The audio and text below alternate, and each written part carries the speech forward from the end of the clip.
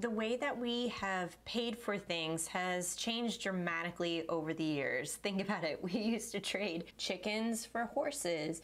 We used to have actual metal, precious metals that we traded with. Now we are seeing a surge in buy now, pay later methods and programs that retailers are offering, and the way that we are purchasing things and controlling our spending. We're going to talk about that in this video.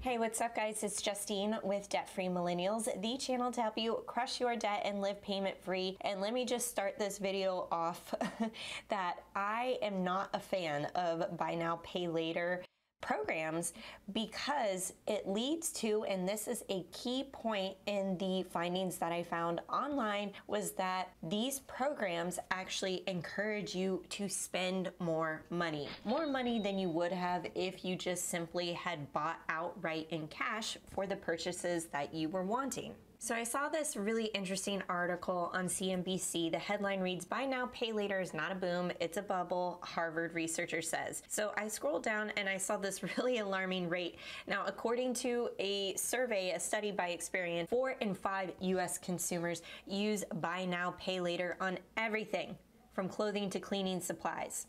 Buy now, pay later programs also typically offer a 0% interest if you pay within a certain amount of time. Now let's hop over to the Experian report that I found, and we'll zoom in on this area here. 57% of the survey respondents said that buy now, pay later could replace their credit card, and 71% perceive buy now, pay later programs as secure. But as we all know, data breaches are happening everywhere, and retailers are not immune to data breaches as well. So you have to really think about that in terms of how they are filing away perhaps your payment method and either charging you automatically, or is that something that you manually get to do on the other side? And if that's the case, you have to be wary of any type of late fees that you may incur. And speaking of late fees, this is really interesting. 42% of buy now, pay later users said they've made a late payment on one of these loans. This is according to a survey that LendingTree has done, and that's likely one reason 23% of buy now, pay later customers have regretted financing a purchase this way. Interestingly enough, as I was scrolling through this study, I saw this chart by generation, a percentage of those who have used buy now, pay later. 58% of Gen Zs are using these types of programs, followed by 54% of millennials. And I know that a bulk of my audience are millennials and Gen Z, and I just am really shocked at how many people are using these types of programs.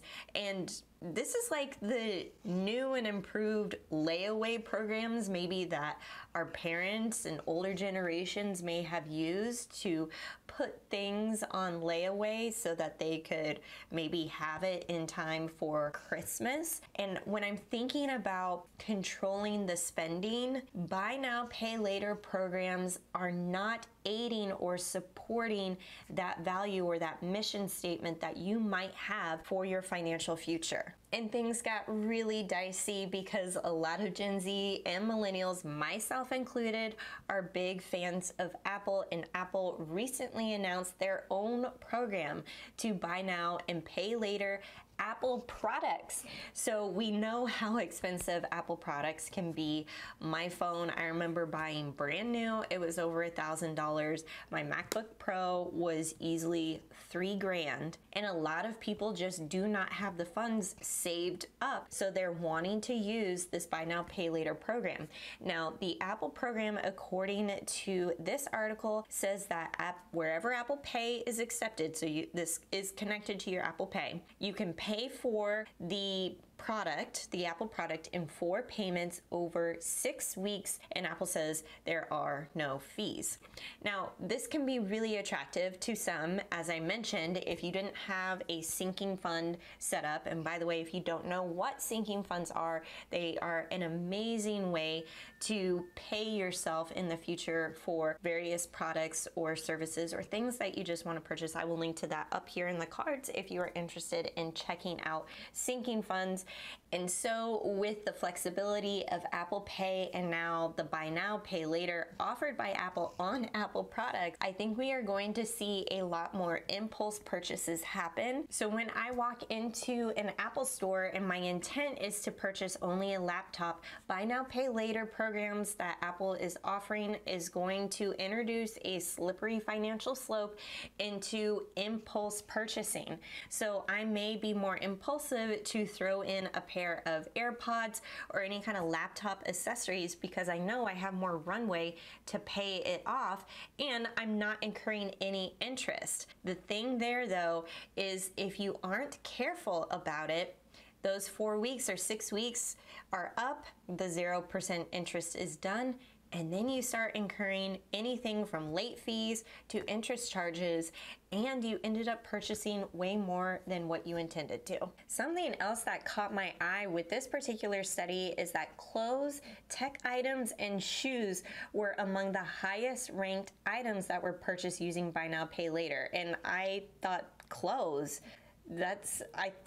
I mean, clothes can be kind of cheap, right? If you know to shop sales and you're not paying full price. So I was really surprised to see clothes and shoes also on that list. Tech items, okay, that kind of makes sense for me if we're talking about computers, cameras, and phones. Clothing, I was really quite surprised to see that. Now, the disadvantages of these types of programs is it's a gateway to overspending, right? And you're susceptible to late payments. If you have a history of not being able to track your spending, or at the end of the month, you're like, where did all of my money go? These types of programs get you stuck in that cycle. If you are worried about your spending or feel like this is something that has happened to you in the past and you're wanting to ditch that mentality, definitely check out my How to Control Your Spending workbook. I've included 5 steps on how to get it under control so that you can feel financially confident again with your spending and get back to spending on the things that you truly love and value and ditching the rest. I will link to that workbook in the description box below for you to check out. Now, the point of buy now, pay later programs is to get you to spend more. That is why that is offered.